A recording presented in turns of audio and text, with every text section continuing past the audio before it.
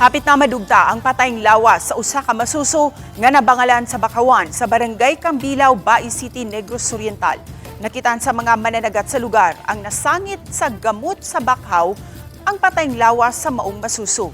Sa post-mortem exam sa Bai City Health Office, posibleng namatay ang maong masuso diyang gipanganak kini tungod kay putol na ang umbilical cord niini o gilabay aron itago ang nahitabo sa masuso.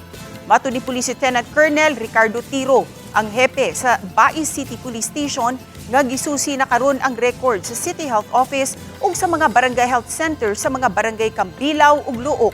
Tumong niini nga masayran kung si kinsa ang nagpa-prenatal exam ug kinsa kaha ang bag-ong nanganak. Nagduda ang kapulisan nga posibleng tagalaing lugar usabang inahan sa maong masuso tungod kay ang lugar diin nabangalan ang masuso at bang sa baybayon sa barangay Manipis, Tanay City. Posibleng gianod ang patayng lawas sa masuso paingon sa Bakawan sa barangay Cambilao. Nanawagan karon ang kapulisan sa mga tao nga nakaila sa inahan sa pagpahibaw kanila. Akong panawagan sa atong mga kaigsuonan og diin na sakop sa Bais o sa Tanay o naas na ibawan bagong gipanganak or bagong nanganak nga atong kaigsuonan nga diin mo'y inahan aning maong bata o kinsay responsable sa paglabay sa bata. Manginaot ko nga mo ares na sa opisina